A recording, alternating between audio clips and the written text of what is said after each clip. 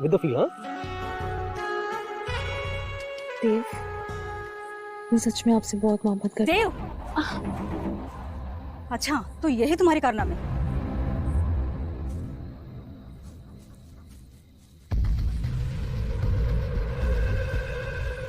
तो मेरी आंखें धोखा खा रही है और मैंने जो देखा वो भी झूठ था।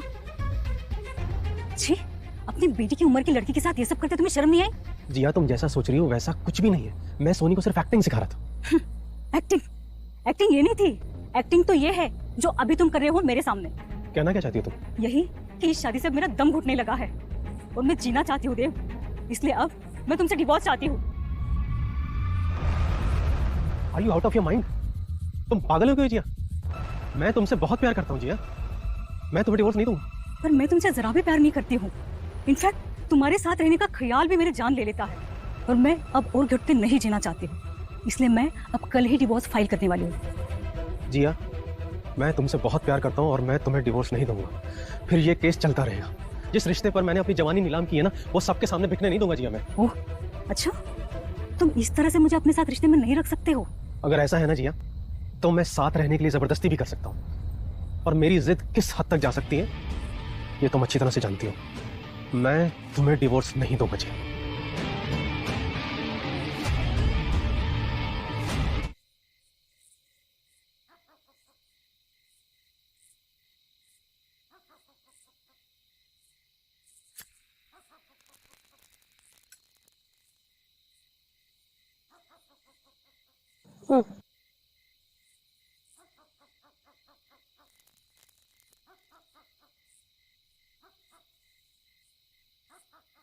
तुम्हें पता है इस दुनिया की सबसे बड़ी बीमारी क्या है? हाँ, कैंसर?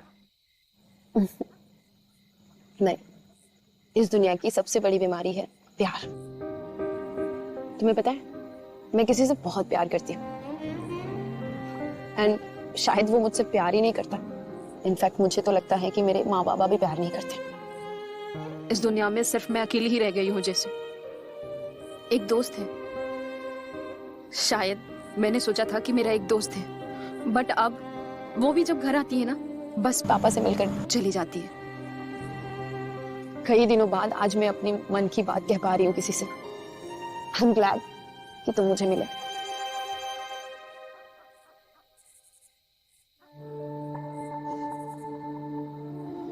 मुझे तो लगता है सबकी जिंदगी एक ही समान है।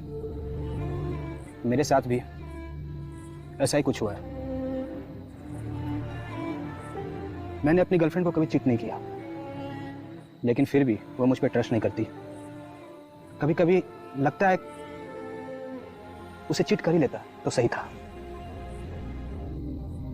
एक्चुअली उसे लड़ने का बस बहाना चाहिए होता है। किसी भी तरह से कुछ ना कुछ करके वो नया बहाना ढूंढ ही लेती है मुझसे लड़ने का, और आज भी उसने नया बहाना ढूंढ लिया मुझसे लड़ने का। मैंने फोन में एक सेल्फी ली एंड जस्ट सी से, इस फोटो में जो पीछे लड़की है उससे मेरा कुछ चल रहा है। आई मीन्स कम ऑन, वो एक रैंडम लड़की है। समझ में नहीं आता यार मैं क्या करूं। मैं बताती हूँ तुम्हें क्या करना चाहिए। I think you should cheat with me. क्यों, ऐसा क्या है तुमने? वही जो कुछ गिने चुने के पास होते हैं। और वो क्या है? I am virgin.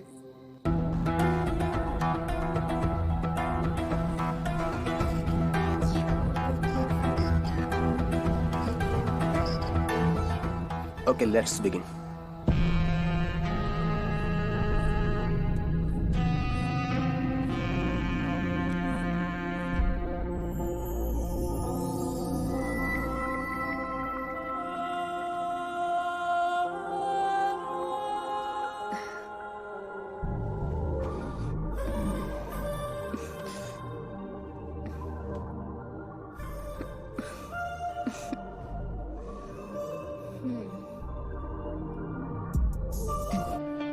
मुझे अपनी फैमिली को टूटने से बचाना होगा।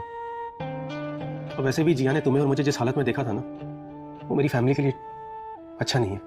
और सोनी, वैसे भी तुम इतना सीख गई हो कि तुम परफॉर्म कर लोगी। I know that. और टाइम के साथ ना तुम्हारी ये कला खुद ब खुद मन जाएगी। तो आपके लिए ये बात सिर्फ इतनी सी थी, लेकिन मेरे लिए ये मुलाकातें प्यार में बदल गई है। मैं यहाँ आती जरूर हूँ, बट अब वो बात एक्टिंग सीखने तक नहीं रह गई। मैं सच में आपसे प्यार करने लगी हूँ। Soni, are you out of your mind? तुम जानती हो तुम मेरी बेटी की उम्र की हो। बेटी की उम्र की हूँ, पर बेटी तो नहीं हूँ ना। और मैं आपसे प्यार करने लगी हूँ, और इस बात को एडमिट करने में मुझे बिल्कुल भी शर्म नहीं है। ये कोई प्यार नहीं है सोनी।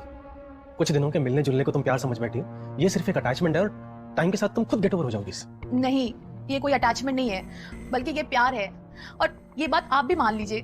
मुझे पता है फैमिली का धुआं इस तरह चढ़ा हुआ है कि आप अपनी दिल की बात सुन ही नहीं पा रहे हैं। और मैं ये एडमिट जरूर आपसे करवा के रहूंगी, और तब तक यहाँ पे आती रहूंगी जब तक आप अपने खुद मुंह से मुझे आई लव यू नहीं बोल देते। और मुझे पता है ये दिन जरूर आएगा।